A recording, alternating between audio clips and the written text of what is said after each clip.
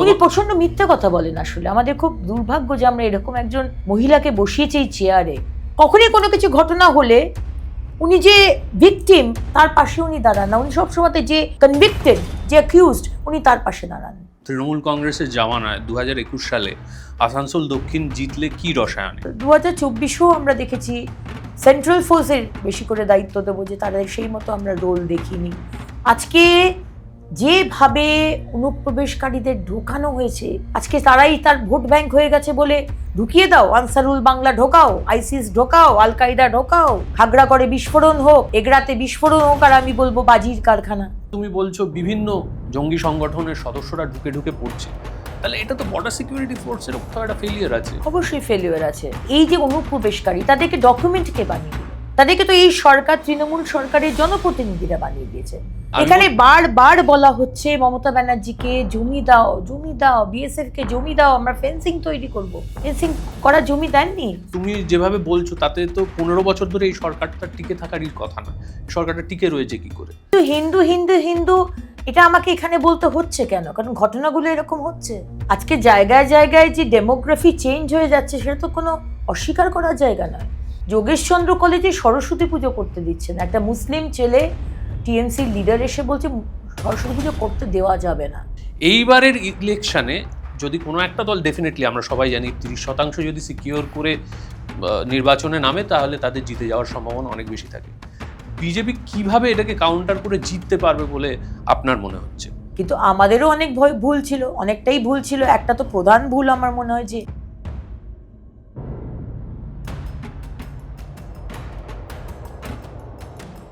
Hello and welcome to time and tide podcast with Sourav. আজকে আমার সঙ্গে এমন একজন অতিথি এসে উপস্থিত হয়েছেন যিনি যার প্রতিভা বহুমুখী। একসময় তিনি আমাদের কাছে অত্যন্ত পরিচিত নাম ছিলেন, কারণ তিনি একজন বিখ্যাত ফ্যাশন ডিজাইনার ছিলেন সেই সময়। তার পরবর্তীকালে ফ্যাশন থেকে তিনি রাজনীতিতে মাইগ্রেট করে আসেন এবং এই মুহূর্তে তিনি আসানসোল দক্ষিণের মাননীয় বিধায়ক। আজকে আমার অতিথি অগ্নিমিত্রা পল। অগ্নিদি, welcome to the show. Thank you. আচ্ছা, আমরা যখন কলেজে পড়ি সেই সময় থেকে মানে আমরা তোমার ফ্যাশনের ভীষণ বড় ফ্যান ছিলাম। তারপর তোমাকে আমরা পেলাম পলিটিক্সে। এই যে একটা মাইগ্রেশন হলো, what was the reason behind it? Reason was mainly কি আমি প্রথম থেকেই মানুষের জন্য কাজ করতে চাইছিলাম। এমন নয় যে 97-এ যখন ব্র্যান্ড লঞ্চ করেছিলাম তখন থেকে নয়, শেষের দিকেই যখন আমি শোজ করছিলাম for social cause, visually challenged বাচ্চাদের জন্য ফ্যাশন শো করেছি। বাংলাদেশে গেছি যেখানে ডোমেস্টিক ভায়োলেন্সে যারা অ্যাসিড বার্ন ভিকটিমস তাদের জন্য শো করেছি। কলকাতাতে ট্রাফিকড গার্লস, তাদের জন্য শো করেছি। তো মানে একটা খুবই মনের মধ্যে থাকতো যে মানুষের জন্য কিছু করি, সমাজের জন্য কিছু করি। সুন্দরবনে যে টাইগার উইডোজ যাদেরকে বলা হয়, যাদেরকে হাজবেন্ডদের বাঘে খেয়ে নিয়েছে, তাদের জন্য একটা ওয়ার্কশপ করে টাটা, আমাদের যে টাটা, তাদের সাথে কোলাবোরেশন করে স্টেট গভর্নমেন্টের সঙ্গে একটা কারখানা করেছিলাম ওখানে, যেখানে সেলাই শেখানো হতো ওখানকার টাইগার উইডোজদের, এবং ব্লাউজ বানানো, সালোয়ার কামিজ, পেটিকোট, পাজামা, এবং সেগুলো বানিয়ে ওরা ওখানকার হাটে গোসাবাতে বিক্রি করতো। তো ডিজাইনার থাকতে থাকতেও এই কাজগুলো চলতো। আমি একটি প্রজেক্ট আছে প্রণাম বলে, প্রভা খাইতান ফাউন্ডেশন তারা করে, একটি এনজিও, যেখানে কলকাতার যারা সিনিয়র সিটিজেন তাদেরকে শেল্টার দেওয়া, তাদের সাথে থাকা, তাদের জন্মদিনে পায়েস বানিয়ে নিয়ে যাওয়া, তাদেরকে সিনেমা দেখতে নিয়ে যাওয়া, তাদের জন্মদিনে দুর্গাপূজার সময় বলে ঘোরাতেও নিয়ে যায়, ঠাকুর দেখাতে নিয়ে যায়। তার আমি কনভিনার ছিলাম। তো এই ধরনের কাজগুলো সবসময়তেই করছিলাম। কিন্তু মাননীয় প্রধানমন্ত্রী, মানে মুখ্যমন্ত্রী থেকে প্রধানমন্ত্রী হওয়ার পরে ওনার ভাষণ, ওনার কাজ দেখে আমাকে অত্যন্তভাবে অনুপ্রাণিত করে, এবং আমার মনে হয় যে আমি ওনার নেতৃত্বে কাজ করতে চাইবো। সো আমি ওই তখন মিসড কল হতো, মিসড কল দিয়ে মেম্বারশিপ হওয়া। আচ্ছা। তো আমি মিসড কল দিয়ে 2014-তে মেম্বারশিপ নিই। তো তারপরে ডিজাইনিং এর কাজই করছি, বিজেপির মেম্বারশিপও নিয়েছি। তারপরে 2019-এ আমার মনে হলো যে না, ফুল টাইম আমি সমাজের কাজ করতে চাইবো। তো 23rd of March আমি জয়েন করেছিলেন। মানে এন্টারপ্রেনার হিসেবে তোমার বোধহয় লাস্ট INGI তোমার ব্র্যান্ডের বোধহয় গ্রস ছিল 2.64 CR অ্যাজ পার ইন্টারনেটে আমরা যেটুকু Right. ইনফরমেশন পাচ্ছি, মানে it was a big brand at that point of time. এবং তুমি মানে অগ্নিমিত্রা পল তখন ভয়ঙ্কর ট্রেন্ডিং একজন designer, Right. Entrepreneur, strong woman personality. সেখান থেকে এই যে একটা ফ্ল্যাশি ক্যারিয়ার তো ছিল, হ্যাঁ, মানে অবশ্যই। এবং এমন নয় যে আমি রিটায়ারমেন্টের পরে রাজনীতিতে এসেছি, তা নয়। আমি পিকে ছিলাম, একদমই এবং সেই পিকে থাকতে থাকতে যেরকম আমি সমাজের কাজ করছি, যেরকম আমি সিনেমার ডিজাইনিং করছি, ফিল্মস করছি, মুম্বাইতে করছি, টলিগঞ্জে করছি, করতে করতে আমার মনে হলো যে আমি করব। আমি কোনোদিন ভাবিনি যে না রাজনীতিতে এলে তো এটা অসুবিধা হবে, মানে সেই সময় তো একদমই ভাবিনি। এবং অনেক কিছু তারপরে শিখেছি আর কি, প্রতিদিন শিখছি। কিন্তু সেই সময়তে ভাবিনি যে এটা করলে এটা তো মুশকিল হবে, তাই এটা না করলে ভালো হয়। তুমি 23টা ডিস্ট্রিক্টে উমা বলে একটা ওয়ার্কশপ শুরু করেছিলে। এইটার আইডিয়াটা কেন এসছিল, কিভাবে এসছিল, এবং উমা কি বেসিক্যালি? দেখো, আমি 19-এ যখন জয়েন করলাম, 20 অবধি আমার কোনো দায়িত্ব ছিল না। আমি তো কিছুই জানতাম না। আমার বাড়িতে, বাপের বাড়ি, শ্বশুর বাড়ি, কেউ কোনোদিন পলিটিক্সে ছিল না। আর আমি নিজে কোনোদিন স্কুল কলেজে পলিটিক্স করিনি। আমি মিশনারি স্কুল থেকে পড়াশুনো করেছি, লোরেটো কনভেন্ট থেকে, তারপরে কলেজ, ইউনিভার্সিটি সব কিছু করে মানে রাজনীতি যে বিষয়টা, জ্ঞান একদমই ছিল না। এবং 1 বছর 19 থেকে 20 শিখছিলাম কিভাবে বক্তব্য দিতে হয়। তখন দিলীপ দা আমাদের প্রেসিডেন্ট ছিলেন, রাজ্য সভাপতি। দিলীপ দাই আমাকে 2020-তে আমাকে রাজ্যের মহিলা মোর্চার সভানেত্রী করেন। তো সভানেত্রী করার পর আজ অবধি এই 15 বছর এই সরকারের আমলে আমরা যেটা দেখতে পেয়েছি যে মহিলার কোনো সম্মান নেই, এবং প্রতিদিন মহিলাদের ওপর অত্যাচার। সেটা দেখে আমার মনে হয়েছিল যে মহিলাদেরকে, মেয়েদেরকে, ধরো 13, 14, 15 স্কুল চিলড্রেন, তাদের একটা সেলফ ডিফেন্স ওয়ার্কশপ হওয়া দরকার। এবং সেই কারণে আমরা যারা এই সেলফ ডিফেন্স শেখান, তাদের সাথে আমরা একটা কন্ট্রাক্ট করে প্রতিটা জেলাতে যে কোনো মহিলা, তাকে কোনো বলতে হবে না সে কোন দল করে বা কি তার ব্যাকগ্রাউন্ড, সেই ইন্টারেস্টেড হলে সেখানে এসে তার শেখা, এটা আমরা করেছিলাম আর কি। এবং ওই মহিলা মোর্চার সভানেত্রী থাকাকালীনই মহিলা মোর্চার তরফ থেকে আমরা এটা করেছিলাম।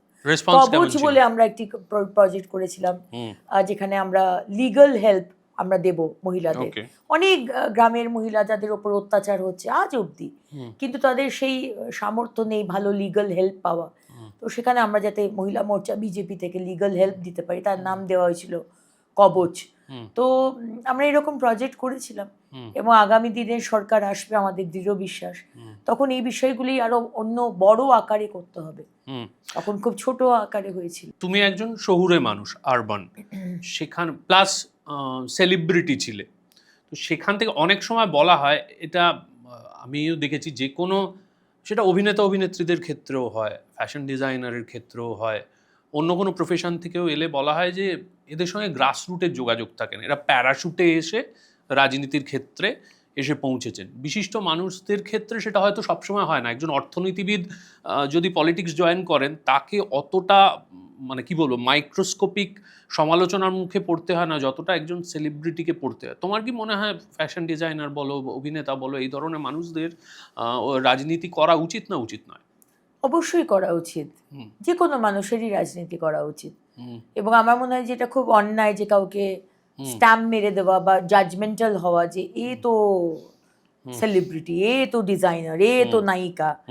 তো ওটা আমার মনে হয় অন্যায়। আমি আমার দিক থেকে দেখে বলতে পারি যে অনেকেই ভেবেছিল যে আমি তো বেশ কয়েকদিনের মেহমান, এসি ঘরে বসে থাকে, সমাজের ক্রিম ডেলা ক্রিমের সাথে মেলামেশা, তাই ছিল আমার জগৎটা, তো সেটাই ছিল। তারপরে সে কি রাজনীতি করবে, বাট আমার মনে হয় আই হ্যাভ প্রুভড ইট রং। এবং আমি যদি সেটাকে ভুল প্রমাণ করতে পারি, তাহলে যে কেউ করতে পারে। আমার মনে হয় জাস্ট ইউ নিড ইয়োর কি বলবো কনভিকশন, যে আমি করতে পারবো, মাই কনফিডেন্স, এবং মনের ইচ্ছাটা যে আমি করবই। তো সেটা হয়েছে। আমার মনে হয় এই মুহূর্তে কে বলবে আমি সেলিব্রিটি? আমার না চেহারা না কোনো দিক থেকে আমার সেলিব্রিটির কিছু আছে। এই মুহূর্তে দাঁড়িয়ে আমার মনে আমি একজন রাজনীতিবিদ, আমি একজন ভারতীয় জনতা পার্টির কার্যকর্তা। সেলিব্রিটি পলিটিশিয়ান হয় না, পলিটিশিয়ানই হয়। সেলিব্রিটি পলিটিশিয়ান কথাটার সাথে আমি সহমত নই। সেলিব্রিটি সেই সময় ছিলাম। এই 7 বছর প্রায় হতে চললো আমি রাজনীতিবিদ, এবং আমি মানুষের জন্য কাজ করতে এসেছি, বাংলার মানুষের জন্য কাজ করতে এসেছি। সে তো নিশ্চয়ই, কিন্তু তুমি কি এইটা অস্বীকার করতে পারো যে পলিটিক্যালিও স্টার আছে? কিন্তু Dilip Ghosh political star, Suvendu Adhikari political star, Sukanta বাবু পলিটিক্যাল স্টার, সৌমিক বাবু পলিটিক্যাল স্টার, তুমি পলিটিক্যাল স্টার, মানে পলিটিক্যাল কাজ দিয়ে স্টার হয়েছি। কিন্তু একজন সেলিব্রিটি যে তার সেলিব্রিটি ছিল, তাকে বিকজ সে সেলিব্রিটি ছিল এখনো সেলিব্রিটি বলা, সেটা আমি সহমত নই। আমি পলিটিক্যাল স্টার হতে পারি, কারণ আমি পলিটিক্সে করে আমি হয়তো একটা জায়গাতে এসেছি। অফকোর্স দিলীপ দা, শুভেন্দু দা, সৌমিক দা, সুকান্ত দা, তারা পলিটিক্যাল স্টার, কিন্তু সেলিব্রিটি পলিটিশিয়ান আর পলিটিক্যাল স্টার দুটো আলাদা জিনিস আমার মনে হয়। এই ভরা ধরো তৃণমূল কংগ্রেসের জামানায় 2021 সালে আসানসোল দক্ষিণ জিতলে কি রসায়নে, কিভাবে জিতলে? দেখো, এক তো সেই সময় তো প্রচণ্ড মানুষের ক্ষোভ ছিল। এখন যে ক্ষোভটা বিরাট বড় হয়ে দাঁড়িয়েছে, বাংলার মানুষের ক্ষোভ, সেই সময় তো এই সরকারের, তৃণমূল সরকার এবং আমাদের যে রেজিম চলছে আর কি, তার এগেনস্টে মানুষের ক্ষোভ ছিল। এটা তো একটা বিরাট স্ট্রং পয়েন্ট। আরেকটা সেকেন্ড পয়েন্ট আমার মনে হয় যে আমি সেখানকার মেয়ে, আমার জন্ম, আমার পড়াশুনো, আমার সব কিছু ওই আসানসোলের মাটিতে, যে কারণে প্রায় সকলেই আর কি আমাকে বড় হতে দেখেছে। কেউ আমার বাড়িতে এসে যখন আমি বাগানে খেলা করতাম, কেউ বলবে তুই তো স্কুটার করে বাবার স্কুটারের সামনে বসে যেতিস, তুই আমাদের বাড়িতে সেই সময় এসেছিস, তুই মাঠে ওই সব পেয়েছিস আসরে, তুই যাত্রা দেখতে যেতিস সন্ধ্যেবেলা ঠাকুমার সাথে। এইটা হচ্ছে আমার সম্পর্ক আর কি ওখানকার লোকেদের সাথে। তো এক হচ্ছে ভূমিপুত্রী, সেইটা একটা বিষয়। আর third of course which is very important, সেটা হচ্ছে আমার বাবা। আমার বাবার 80 বছর বয়স এই মুহূর্তে, উনি একজন ডাক্তার, প্রায় 55-60 বছর প্রায় উনি প্র্যাকটিস করছেন, পিডিয়াট্রিশিয়ান, এবং এখনো টাচউড উনি প্র্যাকটিস করছেন। আমার মা একটি ডায়াগনস্টিক সেন্টার চালাতেন, এখন শি ইজ রিটায়ার্ড। তো বাবার একটা বিরাট ওই নাম যশ ওই জায়গাতে, অলমোস্ট সবাই বাড়ির ছেলে মেয়ে বা সে ছেলে মেয়ে এখন বড় হয়ে গেছে, সে বাবার কাছে ছোটবেলায় কোনো না কোনো সময় সে বাবার কাছে চিকিৎসা পেয়েছে আর কি। তো বাবার ক্রেডিবিলিটি, বাবার যে সুনাম, সেটাও একটা বিরাট বড় কারণ। কিন্তু পরবর্তীকালে, মানে এই সময় ধরো আসানসোল দক্ষিণ থেকে তুমি জিততে পারলে, কিন্তু পরবর্তীকালে 22 এবং 24-এর যখন ইলেকশন হলো, তখন কিন্তু ভরা মোদি হাওয়া, মানে মোদি ওয়েভ চারদিকে, সেই সময় তাহলে জেতা সম্ভব হয়ে উঠলো না। 22-এর বাই ইলেকশন তো আমরা কোনোদিন জিতি না। বাই ইলেকশন কি বলবো, এমনি ইলেকশন যেটা নর্মাল ইলেকশন, সেখানেই দেখা যাচ্ছে যে চিটিং করে, অসত্যভাবে ভুয়ো ভোটার, ইনফ্যাক্ট রোহিঙ্গা বাংলাদেশি মুসলমান তো ছেড়েই দিলাম, মৃত voter, dead voter, duplicate voter, shifted voter দ্বারা এই মমতা ব্যানার্জির সরকার জিতে এসেছে এই কয়েক বছর। যে কারণে আজকে আমার বিধানসভা থেকে প্রায় 39-40,000 নাম বাদ গেছে। এবার সেটা কতজন ডেড, কতজন ডুপ্লিকেট বা কতজন আমার ভোটার, সেটা আমি এখনো জানি না। হয়তো আমার ভোটারের নামও কাটা গেছে, কিন্তু কাটা গেছে যারা যারা ডকুমেন্টস দেখাতে পারেনি। 58 লাখ আমাদের রাজ্য থেকে কাটা হয়েছে, এবং আরও হয়তো হবে। সুতরাং যেখানে নর্মাল ইলেকশন মমতা ব্যানার্জি 2016, 19, 21, 24 এই ভোটার দ্বারা জিতে এসেছেন, সেখানে বাই ইলেকশনে আজ অব্দি সেইভাবে কোনো দিন আমরা জিততে পারিনি। সুতরাং বাই ইলেকশন তো এক বাই ইলেকশন। দ্বিতীয় 2021-এর যে সন্ত্রাস, আমাদের প্রায় 60 জন মতো মারা গেছিল, মহিলা পুরুষ, কুপিয়ে মারা হয়েছে, গণধর্ষণ করে মারা হয়েছে, বাড়ি জ্বালিয়ে দেওয়া হয়েছে, কমপ্লিট সোশ্যাল বয়কট। তুমি বিজেপি করেছো, তোমার ধানে জ্বালিয়ে দেওয়া হবে, ধানের ক্ষেত, তোমার পুকুরে, তুমি মৎস্যজীবী, তোমার পুকুরে বিষ মিশিয়ে দেওয়া হলো, বাড়িঘর জ্বালিয়ে দেওয়া হয়েছে। আমাদের হাজার হাজার কার্যকর্তা উড়িষ্যা, ত্রিপুরা, আসাম পালিয়ে গেছিল। তার কয়েক মাসের মধ্যে বাই ইলেকশন, সংগঠনে মানে কার্যকর্তারা সমস্ত ভয়ে বাড়ি ঢুকে গিয়েছিল, সেই পরিবেশে কোনোদিন জেতা সম্ভবই ছিল না। আর 2024-এ আমি বলবো না যে আমি কোনো এক্সকিউজ দেব না, অফকোর্স এই ভুয়ো ভোটারের বিষয়টা তো আছেই, কারণ দেখা যাচ্ছে প্রায় সব জায়গাতেই যে যত ভোটে আমরা মানে নামগুলো কাটা গেছে, ততগুলো ভোটেই আমাদের এরকম একটা মানে কাছাকাছি আর কি মার্জিনে আমরা হারছি। তো 2024-এও আমরা দেখেছি সেন্ট্রাল ফোর্সের বেশি করে দায়িত্ব দেবো, যে তাদের সেই মতো আমরা রোল দেখিনি। আমরা এক্সপেক্ট করেছিলাম যে যেখানে রিগিং, যেখানে ইভিএম বদল হয়ে যাওয়া, এগুলো তো আমরা জানি এগুলো হয়, এগুলো সরকার করেছে।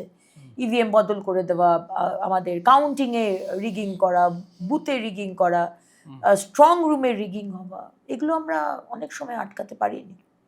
না মানে সেটা তো তাহলে 21-এও ছিল, তাহলে 21-এর জয়টা কি করে পসিবল হয়েছিল? জয় হয়েছে তাহলে আমরা 77টা সিট জিতলাম কি করে? তার মধ্যেই জিতেছি। কিন্তু আমাদেরও অনেক ভুল ছিল, অনেকটাই ভুল ছিল। একটা তো প্রধান ভুল আমার মনে হয় যে আমরা সেই সময়তে তৃণমূল থেকে আসা নেতৃত্বকে টিকিট দিয়েছিলাম। আচ্ছা, সেইটাকে নিয়ে আমাদের কার্যকর্তার অত্যন্ত একটা কি বলবো, মনক্ষুণ্ণ, ক্ষুব্ধ, রাগ, অভিমান, অনেক কার্যকর্তা বসে গেছিলেন। সেটা একটা মহান বড় কারণ ছিল। আর তাছাড়া তো এই ভিতরকার বিষয়গুলো তো আছেই, মানে আজ এসআইআর যেটা আমরা দেখতে পাচ্ছি সেটা তো 2021-এও ছিল। বিহারে এসআইআর হয়েছে, বিহারে এসআইআর হওয়ার ফলে কি তোমার মনে হয় বিজেপির সত্যি সত্যি লাভ হয়েছে? না এটা অটোমেটিক প্রসেসেই বিজেপি জিততো যদি এসআইআর ওই নামটাম বাদ না যেত? এবং দেখা গেছে যে মুসলমানদের তুলনায় হিন্দুদের নামও বেশিই বাদ গেছে। এখানেও তাই হতে পারে, কারণ আজকে আদিবাসী, আমার আমার আমার বিধানসভায় অনেক আদিবাসী আছেন, অনেক বাউরিরা আছেন, তাদের বাড়িতে বাচ্চা হয়, সন্তান হয়, তাদের অর্ধেক জনের বার্থ সার্টিফিকেট নেই। তো তোমার যদি ডকুমেন্ট না থাকে তোমার তো নাম কাটা যাবে। তো সেখানে আমি কি করে বলবো, কি করে তৃণমূল বলছে যে বিজেপি এটা করাচ্ছে, বিজেপির এটা এজেন্ডা, বিজেপি এসআইআরকে নিজের দিকেই, রাহুল গান্ধী বিহারে যেটা বলেছিলেন ভোট চুরি, ভোটাধিকার যাত্রা, কি হলো? একটা কমপ্লেন দেখাতে পেরেছেন রাহুল গান্ধী? একটা কমপ্লেন ইলেকশন কমিশন বলেছেন, ইভেন মমতা ব্যানার্জিকে, যে এতজন যে বলছেন মারা যাচ্ছে, এসআইআর এর জন্য মারা যাচ্ছে, এসআইআর এর জন্য আত্মহত্যা করেছে, এসআইআর এর জন্য স্ট্রোক হয়েছে, প্যানিক অ্যাটাক হয়ে মারা গেছে, প্রমাণ চাইছে।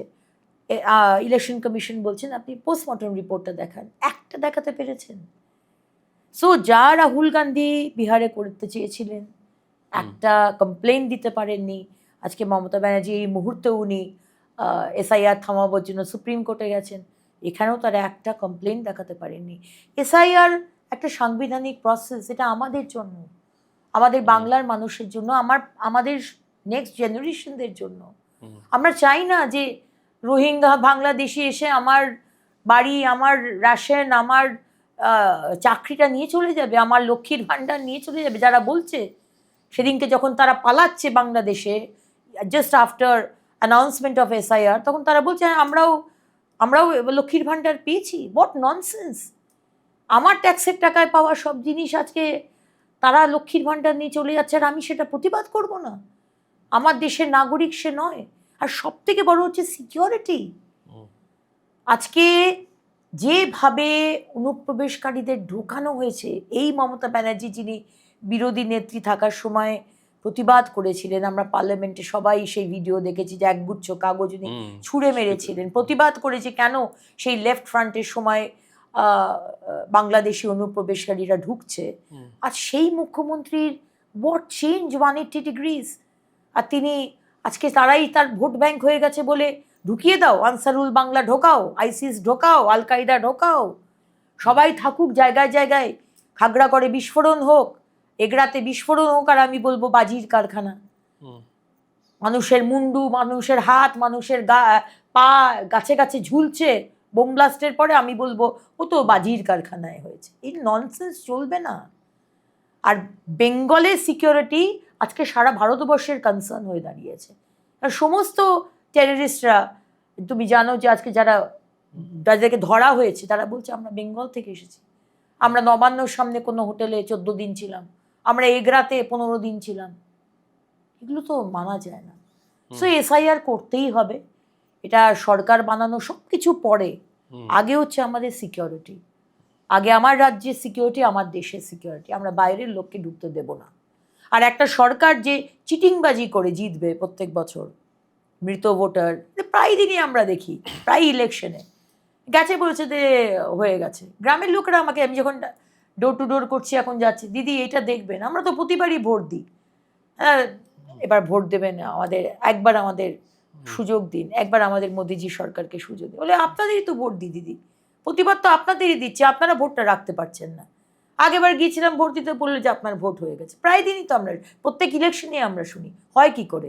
এই মৃত ভোটার তাদের নামগুলোকে ব্যবহার করে টিএমসির ক্যাডার, ওই পাপ্পু সোনার মতো ক্যাডার যারা, ওদের ওই রকম ক্যাডাররা তারা এই ধরনের রিগিং করে। এটা আমরা হতে দেব না।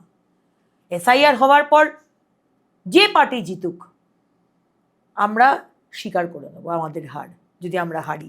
Fair and square, absolutely there has to be a fair election. এটার দুটো পোর্শন আছে, আমি দুটোকে ভেঙে নিই। প্রথমে একটু ব্রডার স্পেকট্রাম থেকে আসি, যে তুমি বলছো যে এই শরণার্থীদের সমস্যা, ঘুষপেটিয়া যাদের বলা হচ্ছে, বাংলা যবে থেকে বিভাজিত হয়েছে, পূর্ব বাংলা এবং পশ্চিম বাংলা দুভাগে ভাগ হয়েছে, তখন থেকেই শরণার্থীদের একটা সমস্যা চিরকালীন ছিল। জওহরলাল নেহরুর আমলই বলো, তার পরবর্তীকালে জ্যোতি বসুর সময়ই বলো, এবং এখনও হয়তো সেই সমস্যা রয়েছে।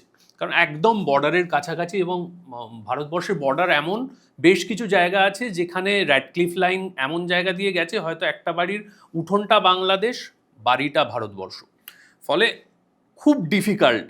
কিন্তু তারও পরবর্তীকালে মূলত বর্ডার সিকিউরিটি ফোর্সের দায়িত্বে সীমানা পড়ে। তাহলে এই যে ধরো তুমি বলছো বিভিন্ন জঙ্গি সংগঠনের সদস্যরা ঢুকে ঢুকে পড়ছে, তাহলে এটা তো বর্ডার সিকিউরিটি ফোর্সেরও কোথাও একটা ফেলিয়ার আছে। অবশ্যই ফেলিওর আছে, কিন্তু সেই ফেলিওরটা তো পুরোটা নয়। হয়তো কোনো জায়গাতে বর্ডার সিকিউরিটি ফোর্সের ফেলিওর রয়েছে, কোনো মানুষ হয়তো করাপ্ট। আমি তো বলবো না একবারে যে 100% সমস্ত একদম সাংঘাতিক সৎ বিএসএফ, তা তো বলবো না, কোনো কোনো জায়গায় হতে পারে। কিন্তু আজকে এই যে অনুপ্রবেশকারী, তাদেরকে ডকুমেন্ট কে বানিয়ে দিল? তাদেরকে তো এই সরকার, তৃণমূল সরকারের জনপ্রতিনিধিরা বানিয়ে দিয়েছে। তাদের এই সরকারি প্রশাসনে যারা বসে আছে, অ্যাডমিনিস্ট্রেশনে যারা বসে আছে, পঞ্চায়েতে যারা বসে, তারা বানিয়ে দিচ্ছে। সেটা তো আর বিএসএফ বানিয়ে দিচ্ছে না। সে নয় ঢুকলো, আর যদি সরকার বলতো যে একটা লোক তার যদি প্রমাণ না থাকে তাকে ডকুমেন্ট দেওয়া হবে না, তাহলে কি আজকে লক্ষ লক্ষ অনুপ্রবেশকারী বাংলাদেশি যারা এই আমাদের, আমি তো গ্রামগঞ্জ ছেড়েই দিলাম, বিভিন্ন জায়গাতে, আসানসোলেও জায়গায় জায়গায় ঢুকে পড়েছে তারা। এবং কলকাতাতে আমি যেটা বলছি, আজকে সল্টলেকের মতো জায়গায়, আজকে বালিগঞ্জের মতো জায়গায়, আজকে টালা ব্রিজের আশেপাশে বিভিন্ন জায়গায় তারা বসতি করেছে। কি করে এলো? আর যদি পুলিশ যদি সজাগ থাকতো যে পেপার ছাড়া যারা এই ধরনের রয়েছে, সন্দেহজনক ব্যক্তি হলেই তাদেরকে পেপার দেখা, তাহলে কি হতো? তাদেরকে সরকার ডকুমেন্ট বানিয়ে দিয়েছে। তার কাছে পাসপোর্ট রয়েছে, তার কাছে আধার কার্ড রয়েছে, তার কাছে ভোটার কার্ড রয়েছে, রেশন কার্ড রয়েছে, সব কিছু রয়েছে তার কাছে। তারা বলছে আমি এত বছর ধরে সল্টলেকের ওই আমাদের নালাটার পাশে আমরা ওখানে রয়েছি। তো কমপ্লিটলি সরকার মানে পুরো জিনিসটা ব্যবস্থা করে দিয়েছে। এটার সাথে বিএসএফ কোথায় কি ভুল করে একটা দুটো লোক ঢুকেছে, এটার সাথে কম্প্যারিজন করা যায় না। আমাদের প্রায় 2200 কিলোমিটারের বর্ডার, প্রায় 500 কিলোমিটারের মতো এখনো পোরাস, কোনো ফেন্সিং নেই, ফেন্সিং হয়নি না। এখানে বারবার বলা হচ্ছে মমতা ব্যানার্জিকে জমি দাও, জমি দাও, বিএসএফ কে জমি দাও, আমরা ফেন্সিং তৈরি করব। ফেন্সিং করা জমি দেননি, শেষে সুপ্রিম কোর্ট বলেছেন। এবং সেদিনকেও মাননীয় গৃহমন্ত্রী এসে বলেছেন যে আপনারা মানে নিশ্চিন্ত থাকুন, এই ভদ্রমহিলা জমি দেবে না। আমাদের সরকার 2026 মে মাসে এলে আমাদেরই সরকার এবং আমাদের মুখ্যমন্ত্রী জমি দেবে এবং সেখানে ফেন্সিং হবে। বিকজ উনি তো জানেন যে ওনার ভোট ব্যাংক হচ্ছে দ্য মুসলিমস। সব মুসলিম বলবো না, তারাও কিন্তু ঘুরে দাঁড়াচ্ছে এবং সেই অনুপ্রবেশকারীদের ঢুকিয়ে তাদেরকে এই ডকুমেন্টসগুলো দিয়ে তিনি তার ভোট ব্যাংক ক্রিয়েট করছেন। কিন্তু আমরা কোথায় যাব?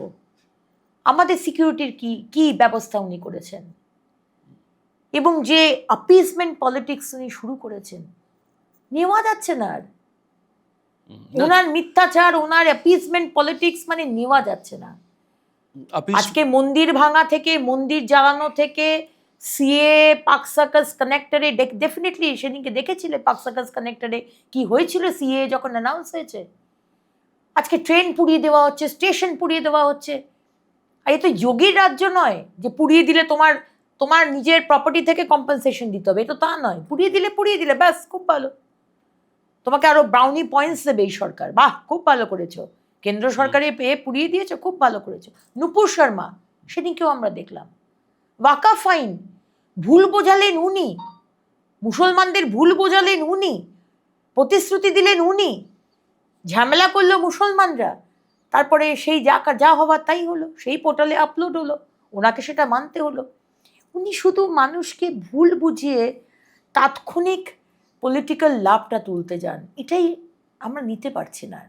এটা আমাদের আসলে খুব চেনা কথা, সেটা হচ্ছে যে যখনই বিরোধীরা পরাজিত হয় তখনই তারা বলে যে রিগিং হয়েছে, ফলস ভোট হয়েছে, মৃত ভোটার, ছাপ্পা ভোট। আর যখনই তারা জিতে তখনই বলে জনগণের স্বতঃস্ফূর্ত প্রতিক্রিয়ার ফলে আমরা জিততে পেরেছি। সেই ঘটনাই তো আবার, যদি তুমি যেভাবে বলছো তাতে তো 15 বছর ধরে এই সরকারটা টিকে থাকারই কথা নয়। সরকারটা টিকে রয়েছে কি করে? মানুষ যে ভোট দেয়নি মমতা ব্যানার্জিকে তা তো নয়, প্রচুর মানুষ তো ভোট দিয়েছেন। কিন্তু 2011-তে মানুষের যে এক্সপেকটেশন ছিল, যে ভরসা ছিল ওনার প্রতি, উনি যে প্রতিশ্রুতি দিয়েছিলেন, সেগুলো তো কোনোটাই উনি রাখতে পারেননি। ডবল চাকরির কথা, টাটাকে তাড়িয়ে দেওয়া, ইন্ডাস্ট্রিয়ালাইজেশন হবে, কৃষকদের উন্নয়ন হবে, কোনোটাই তো হয়নি। শুধু ওই মানুষকে ভাতা দেওয়া ছাড়া আর তো উনি কিছু দেননি। এবং শুধু ভাতা দেওয়াতে থেমে থাকেনি, প্রতিটা সেক্টরে, প্রতিটা ডিপার্টমেন্টে দুর্নীতি হয়েছে, যেটা এক্সপোজ হয়ে গেছে। আজকে ওনার সরকারের বিভিন্ন মন্ত্রী জেলে গেছে, বিভিন্ন ক্যাডাররা জেলে গেছে, বিভিন্ন ইউনিভার্সিটির ভাইস চ্যান্সেলররা জেলে গেছে, টপ টু বটম আমরা দেখছি তারা জেলে গেছে। এবং তারপরে জেল থেকে ফিরে আসার পর আবার তাদেরকে স্বাগত জানানো হয়েছে। যখন পার্থ চ্যাটার্জিকে জেলে পাঠানো হলো, উনি হাত তুলে দিলেন, উনি বললেন এই বিষয়ে ওনার কোনো কিছু বলার নেই। উনি সাদা শাড়িটা যেটা পরেন, ওই সাদা শাড়ির মতোই উনি খুব ক্লিন। যে মানুষটাকে জেলে ঢোকানো হলো, আজকে সেই মানুষটাকে আবার বিভিন্ন দায়িত্ব দিয়ে দেওয়া হলো। হয়তো কাল পরশু বিধানসভায় গিয়ে দেখবো উনি হয়তো আমাদের পাশেই বসে আছেন। এটা থেকে বোঝা যায় যে মমতা ব্যানার্জির করাপ্ট হও, ক্রিমিনাল হও, মার্ডারার হও, রেপিস্ট হও, একটা 14 বছরের মেয়েকে ধর্ষণ করে দিল ওনার টিএমসির নেতার ছেলে জন্মদিনে ফুর্তি করতে, তার বন্ধু বান্ধব জন্মদিনে পার্টি করলো, একটা 14 বছরের মেয়েকে ধর্ষণ করে, গণধর্ষণ করে, তাকে খুন করে দিল, তাকে উইদাউট ডেথ সার্টিফিকেট তার পোড়ানো হয়ে গেল। আর সেই মুখ্যমন্ত্রী, একজন মহিলা মুখ্যমন্ত্রী, একজন মায়ের মতো মুখ্যমন্ত্রী, সেই মমতা দেবী, তিনি বললেন ওর তো পেটে বাচ্চা ছিল, ওর তো প্রেম ছিল। মানে গণধর্ষণ ইজ অ্যালাউড। তুমি যদি প্রেম করো বা তোমার যদি রিলেশন থাকে বা তোমার পেটে বাচ্চা, তুমি ক্যারেক্টার অ্যাসাসিনেশন করে দিচ্ছ একটা বাচ্চা 14 বছরের মেয়ের। এটা আমরা প্রথম দিন থেকে দেখে আসছি। আমরা পার্ক স্ট্রিটে দেখেছি, আমরা কামদুনিতে দেখেছি, আমরা সবসময়তেই দেখি। কখনই কোনো কিছু ঘটনা হলে উনি যে ভিকটিম তার পাশে উনি দাঁড়ান না, উনি সবসময়তে যে কনভিক্টেড, যে অ্যাকিউজড, উনি তার পাশে দাঁড়ান। তা এখনো যে মমতা ব্যানার্জিকে ভোট দিচ্ছে না লোকে, তা তো নয়। ইটস নট কি মমতা ব্যানার্জিকে কেউ, টিএমসিকে কেউ ভোট দেয় না, তা তো নয়। কিন্তু আজকে যেভাবে উনি জিতেছেন, আমি তো অস্বীকার করতে পারবো না যে আজকে ভয় দেখানো হয় মানুষকে।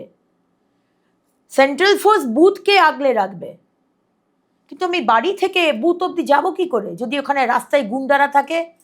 বৌদি, একদিন তোমাকে সেন্ট্রাল ফোর্স দেখবে, বাকি দিন দেখে নিও, কিন্তু বুঝে শুনে দিও, আমরা কিন্তু সব জেনে যাব। গ্রামের মানুষকে তো এইভাবে ভয় দেখায়, আমরা সব জানবো, জানি আমরা তোমরা কাকে ভোট দিয়েছ। তোমার কিন্তু এখনো বলে তোমার লক্ষ্মীর ভাণ্ডার বন্ধ হয়ে যাবে, তোমার বাড়িটা কিন্তু আসবে না। এগুলো কি আপনি অস্বীকার করতে পারবেন? আজকে যে ভোট রিগিং হয় বুথে বুথে, এরা যে রিগিং করে, এরা ইভিএম এর বাক্স পাল্টে দেয়, আপনি কি অস্বীকার করতে পারবেন?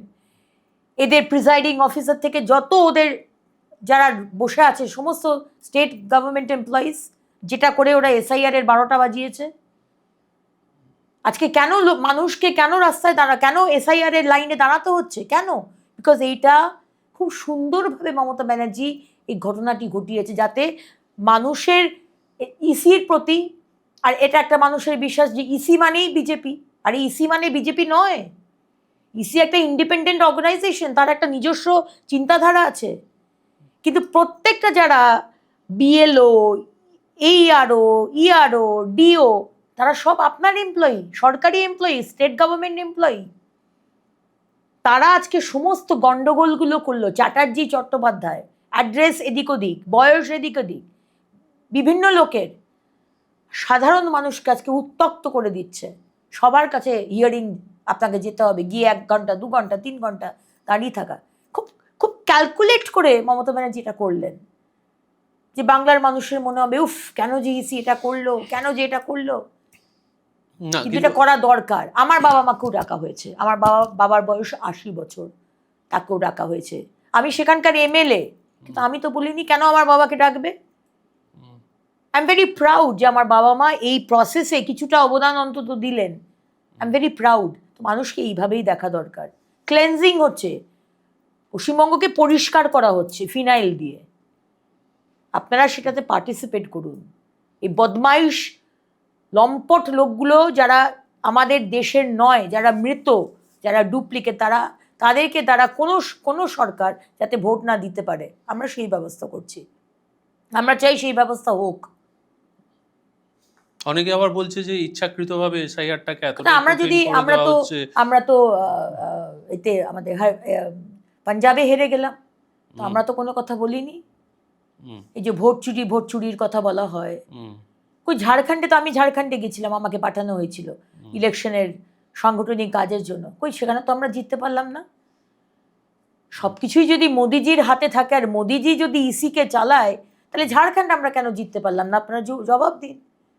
পাঞ্জাব কেন জিততে পারলাম না? জবাব দিন। ওখানে ওই একই ব্যাপার, যেখানে জিততে পারবো না সেখানে ভোট চুরি হয়েছে। অনেকের ক্ষেত্রে ডমিসাইল থাকার কারণে, কারোর স্পেলিং মিস্টেক্সের কারণে it is taking a lot of time to verify. Multiple counters are there, কিন্তু তাদের অপারেশনের জন্য, তাদের কাজ করবার জন্য যথেষ্ট সময় লাগছে। ফলে এই এসআইআর প্রক্রিয়াটা এত জটিল হয়ে গেছে, সেখানে সাধারণ মানুষ তো দুর্ভোগের মুখে পড়ছেন।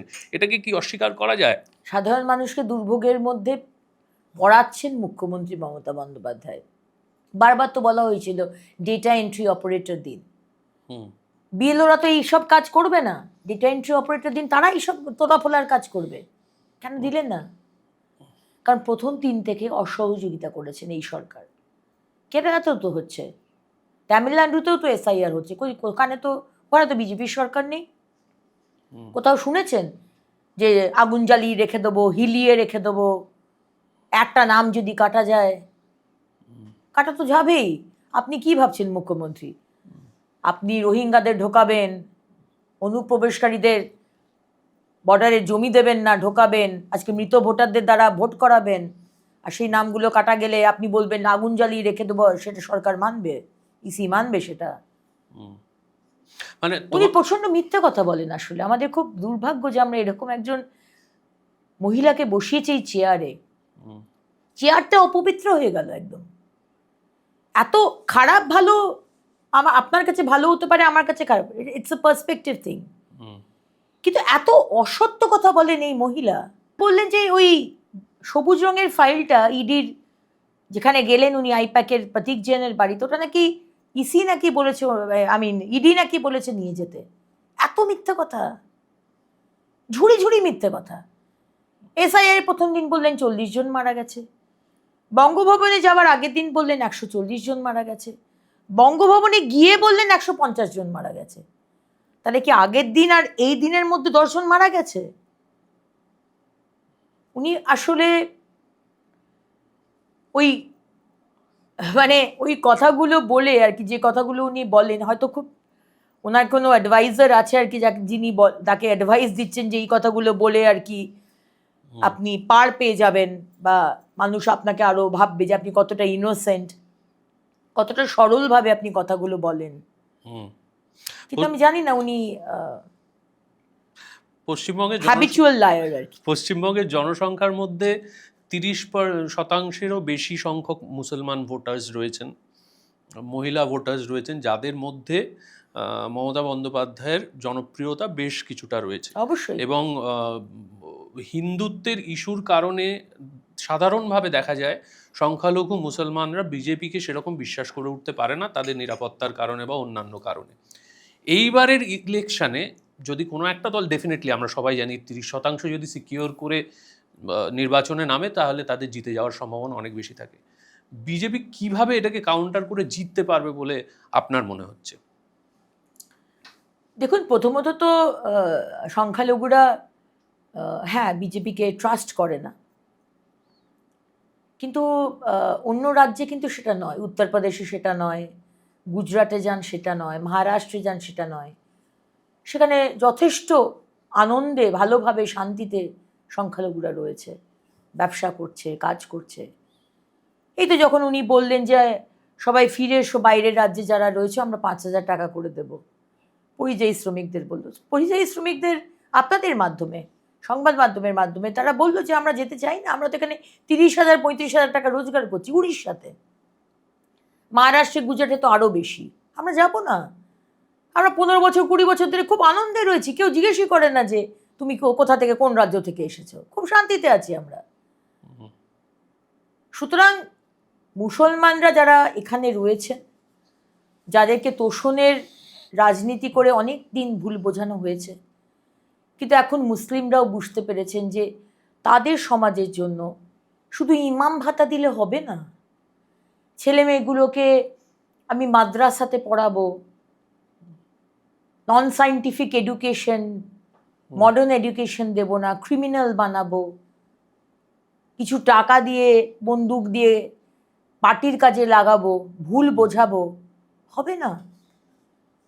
এই সমাজ থেকে কটা IAS, IFS, doctor, engineer, ISRO scientist কজন হচ্ছে বলুন?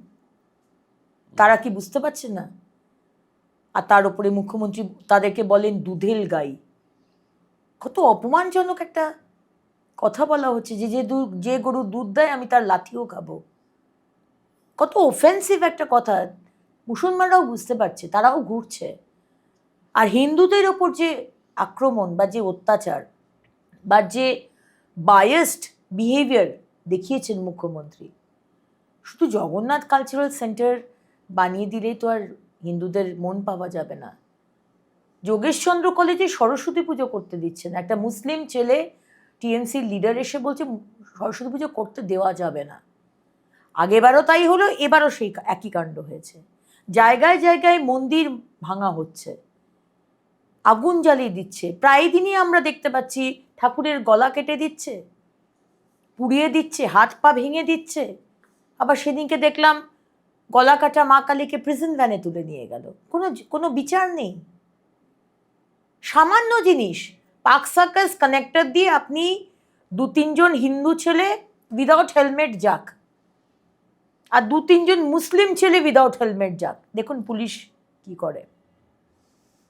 যেই পুলিশ ধরবে, কারোর তো গায়ে লেখা নেই যে সে মুসলিম, যখন বলবে हम लोग इधर से आते हैं, अभी फोन कर देंगे ना, ওই খান, ওই হাকিম, সঙ্গে সঙ্গে পুলিশ কিন্তু। আর হিন্দু ছেলে হবে, আপনাকে 5টা কেস দেবে। আরে হেলমেট পরবে না সবাইকে কেস দাও, হিন্দুকেও দাও, মুসলিমকে দাও, সবাইকে। যে পড়বে না কোনো ধর্ম দেখো না। কিন্তু আমাদের রাজ্যটা এখন শুধু ধর্মের ওপর চলছে। মুসলমান হলে সব মাপ, তুমি খুন করো, তুমি রেপ করো, শুধু তৃণমূলের ঝান্ডাটা থাকতে হবে।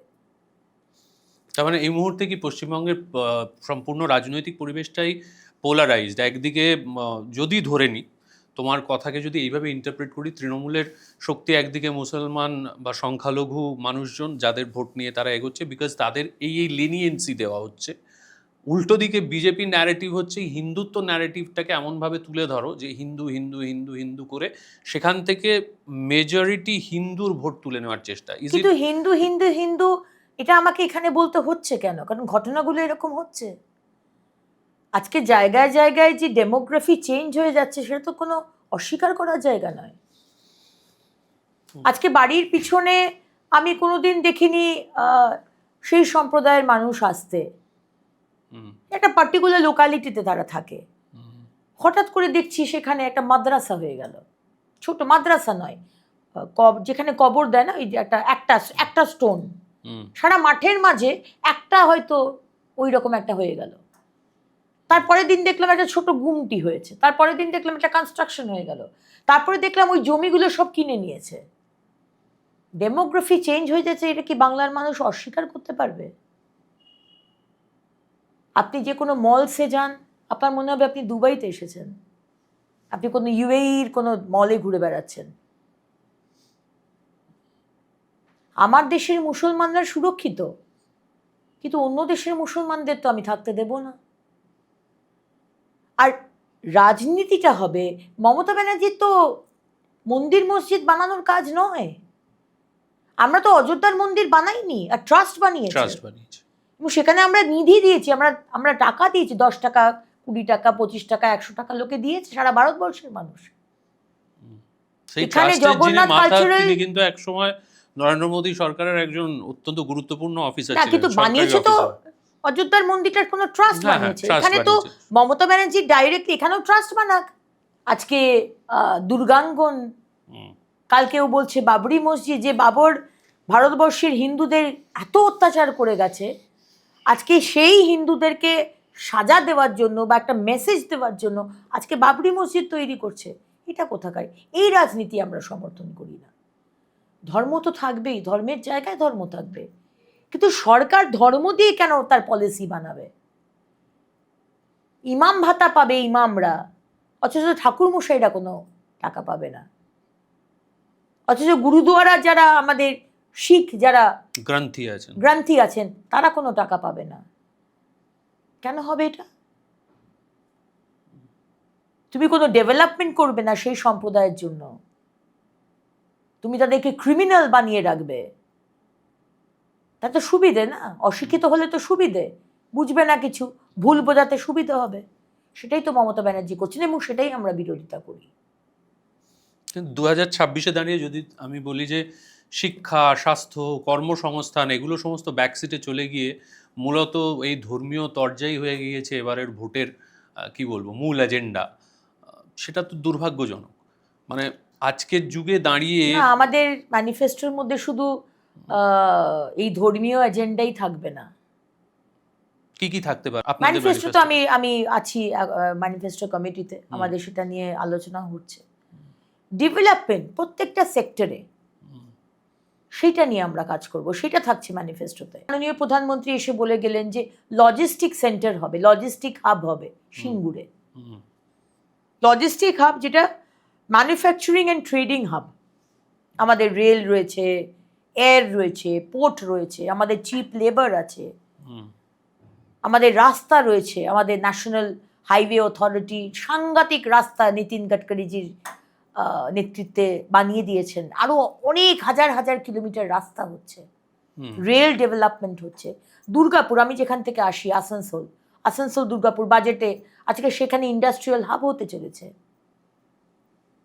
আমরা এইভাবে মানুষকে এগোতে যাই। মহিলারা যারা বাড়িতে বসে রয়েছে, হোম মেকার, বাড়িতে বসে তারা আজকে বড়ি কেউ বানাতে পারে, কেউ পাঁপড় বানাতে পারে, কেউ আচার, কেউ সেলাই, কেউ সোয়েটার, যে যেটা পারে আমরা সেটা মার্কেটে বিক্রি করে তার ব্যাংক অ্যাকাউন্টে টাকা ঢুকিয়ে দেবো, এবং তার সাথে সাথে 3,000 টাকার অন্নপূর্ণার ভাণ্ডার। আমরা লক্ষ্মী ভাণ্ডারের বিরোধিতা করি না, আমাদের প্রত্যেকটা রাজ্যে তো 2,500, 3,000 করে সবাই ভাতা দেওয়া হচ্ছে। কিন্তু শুধু লক্ষ্মীর ভাণ্ডার আপনি দেবেন আর বলবেন যে মহিলাদের সশক্তিকরণ হচ্ছে, সেটা কিন্তু নয়। কারণ সশক্তিকরণ হচ্ছে না। সশক্তিকরণ তখনই হবে যখন হাতের টাকায় কি হয়। আমার বাড়ির মহিলা বাড়িতে বসে she will turn into a business woman, an entrepreneur। আমরা সেটা করব, সেটা থাকবে ম্যানিফেস্টোতে। কিন্তু পশ্চিমবঙ্গের বর্তমান যা অবস্থা, তাতে কি আমরা সত্যি 3,000 টাকা মাসেটা অ্যাফোর্ড করতে পারি? যে পরিমাণ ধার হয়ে গিয়েছে অলরেডি, সেটার মানে 7.5 কোটির ওপর ধার, মানে 62% রোজগার চলে যাচ্ছে শুধু ধার, এবং এই যে ধরুন লক্ষ্মীর ভান্ডার বা এই ধরনের প্রকল্পগুলোর খরচ মেটাতে পড়ে থাকছে 38%, এবং এটা মেটাতে অনেক কিছুই করা যেত এই 15 বছরে, অনেক কিছুই হতো। ইন্ডাস্ট্রি আনা যেত, হাসপাতাল, এইমস, ভালো ইউনিভার্সিটির, মহিলাদের কলেজ নেই, মহিলাদের হস্টেল আমরা বলেছি, প্রত্যেক জেলাতে আমরা মহিলাদের হস্টেল বানাবো, মাননীয় প্রধানমন্ত্রী বলেছেন। অনেক কিছুই করা যেত, কিন্তু মুখ্যমন্ত্রী পুরো টাকাটাই, একটা তো চুরি হয়েছে আর আরেকটা হচ্ছে এই ভাতা দিয়েই, কারণ ওনার হচ্ছে বেসিক্যালি আমার ভোট কিনতে হবে, আমার ওইসব ইনফ্রাস্ট্রাকচার ডেভেলপমেন্ট করে লাভ নেই, ওনার হচ্ছে এটাই মোটো, ওইসব করে লাভ কি, ভোট দাও, টাকা ছাড়ো, ভোট কেনো। কিন্তু আপনারা যে বলছে 3,000 টাকা দেবেন, সেটার টাকাটাই বা কোত্থেকে আসবে? সেটা তো সেই হিসেবে সরকার এলে তার সেই মতো পলিসি হবে পুরো জিনিস। আর এখানে তো আমাদের সরকার এলে তো আর যেটা দেখতে পাচ্ছেন আমাদের মোদিজির থার্ড টার্মেও যেটা দেখতে পাচ্ছেন, যে যেটা কংগ্রেস আমলে দেখেছিলেন প্রতিদিনই একটা করে স্ক্যাম, 2G 4G কোল, হ্যানা ত্যানা, বিভিন্ন রকমের স্ক্যাম। টাচফুড আমাদের সরকারে তো সেই বিষয়টা তো নেই। সুতরাং সরকার এলে সেই মতো পলিসি হবে, আয়ুষ্মান ভারত হবে, প্রত্যেক মানুষের, প্রত্যেক স্তরের, প্রত্যেক বর্ণের, প্রত্যেক ধর্মের মানুষের সুবিধে করার জন্য, এবং পশ্চিমবঙ্গকে এগিয়ে নিয়ে যাওয়া। যে পশ্চিমবঙ্গ, ঈশ্বরচন্দ্রের পশ্চিমবঙ্গে আজকে প্রায় 8,000-এর ওপর প্রাইমারি স্কুল বন্ধ। গতকালও আমার অ্যাসেম্বলিতে একটি স্কুলে ছেলেমেয়েরা বলছে আমরা স্কুলে আসি না, কারণ টিচার নেই। আমার এতে সেই ইনফ্রাস্ট্রাকচারই নেই, বাথরুম নেই, টিচার নেই, খাবার দাবারে সেই নিউট্রিশিয়াস খাবার দেবার সেখান থেকেও চুরি করছে, জায়গায় জায়গায় হাফ ডিম সেদ্ধ দিচ্ছে, হাফ ডিম সেদ্ধ, কারণ সেখান থেকেও চুরি হচ্ছে। পলিসি চেঞ্জ হবে, সব কিছু সঠিক করে সরকারটাকে সিস্টেমে, ডিসিপ্লিনে আনার আমরা চেষ্টা করব, ট্র্যাকে আনার। এখন ট্র্যাক থেকে বেলাইন হয়ে গেছে, আর এ আর ফেরানো যাবে না। এই সরকারকে আর ডিসিপ্লিন শেখানো যাবে না, এরা চোরেদের সরকার। শেষ প্রশ্ন, এই যে 2026-এর যে ইলেকশন আসছে, এটাতে অ্যাকর্ডিং টু ইয়োর অ্যাজাম্পশন ভারতীয় জনতা পার্টি কটা সিট পাবে? Just assumption, this is a fun question. কটা সিট পাবে, এবং সংখ্যাগরিষ্ঠতা কারা পাবে? তৃণমূল পাবে না ভারতীয় জনতা পার্টি পাবে? দেখুন, আমাদের তো সম্মানীয় গৃহমন্ত্রী কদিন আগেই এসে বলেছেন আর কি, যে আমরা 2/3 মেজরিটি নিয়ে আসছি। 2/3 মেজরিটি? অ্যাবসলিউটলি। আগে ছিল 77, সেখান থেকে 2/3 হবে? অ্যাবসলিউটলি। আমরা যদি 2 থেকে 77 হতে পারি, তাহলে 77 থেকে সংখ্যাগরিষ্ঠতা পাওয়াও কিছু না, এবং বাংলার মানুষ পাশে রয়েছে। বিজেপি সাধারণ মানুষের লড়াইটাকে আরো ফ্যাসিলিটেট করছে। লড়াইটা তো বাংলার মানুষ অলরেডি ডিসিশন বানিয়ে নিয়েছেন। বাংলার মানুষ যে ডিসিশনই দেবে সেটা আপনাদের মাথা পেতে নিতে হবে। 2 থেকে 77-এ যেমন গেছে, তার পেছনে একজন অন্যতম কারিগর ছিলেন দিলীপ ঘোষ। তার সেই সময় সেই যে ভোকাল টনিকের মতো, মানে পিকে ব্যানার্জির মতো যে বক্তৃতা দিতেন, সেটা মানুষজনকে প্রচুর সাহস শক্তি জুগিয়েছে। এইবারের আপনাদের প্রচার কমিটির মুখ হিসেবে আমরা কাকে ধরতে পারি? আমাদের মানে পার্টিতে কোনো ওইভাবে মুখ হিসেবে আনা হয় না, কোনো মুখ যে মুখ লড়াইটা করবে। আমাদের দলটার পলিসিটাই এটা। আমাদের মুখ হচ্ছেন নরেন্দ্র মোদীজি, আমাদের মুখ হচ্ছে পদ্মফুল, এবং যেখানেই সরকার হয়েছে সেখানে মুখ্যমন্ত্রী সরকার বানানোর পরে সেই মুখ্যমন্ত্রীর নাম ঘোষণা করা হয়েছে। কিন্তু লড়াইটা যে করব আমরা 2024-এ, সেটা মাননীয় প্রধানমন্ত্রী নরেন্দ্র মোদীজির মুখ দিয়ে। আমাদের 21টা রাজ্যে আমাদের সরকার চলছে, আমাদের যে রিপোর্ট কার্ড সেটা হবে আমার মুখ। আমাদের মুখ দেখে ভোট দিতে হবে না, আমাদের কাজ দেখে আপনারা ভোট দিন। মানে সেন্ট্রাল গভর্নমেন্টের কাজ দেখে গভর্নমেন্ট চুজ করার কথা। 21টা রাজ্যে স্টেট গভর্নমেন্টে, 21টা রাজ্যে state government, BJP state government চলছে।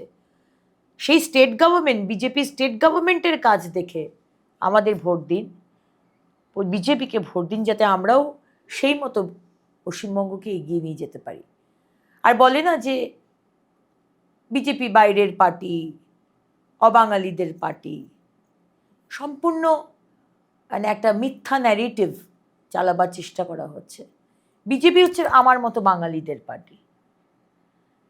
যতটা আমি বাঙালি, যতটা শুভেন্দুদা, যতটা দিলীপ দা, শ্রমিক ভট্টাচার্য, ডক্টর সুকান্ত মজুমদার এবং হাজার হাজার লাখ লাখ বাঙালি কার্যকর্তা, অবাঙালি কার্যকর্তা, যারা টিম ওয়ার্ক হিসেবে প্রত্যেকটা কার্যকর্তা মিলে আমরা এই সরকার আনব মাননীয় প্রধানমন্ত্রীর নেতৃত্বে। ওকে, থ্যাংক ইউ সো মাচ। একেবারে শেষে আপনাদের যদি আজকের এপিসোড ভালো লেগে থাকে তাহলে অবশ্যই লাইক করুন, কমেন্ট করুন, সাবস্ক্রাইব করুন এবং আপনাদের মনে যদি কোনো প্রশ্ন থাকে অবশ্যই আমাদের জানান। আমরা সেই প্রশ্ন ঠিক জায়গায় পৌঁছে দেওয়ার চেষ্টা করব। অনেক ধন্যবাদ আপনাকে আপনার ব্যস্ত সময় থেকে। অনেক ধন্যবাদ। Thank you.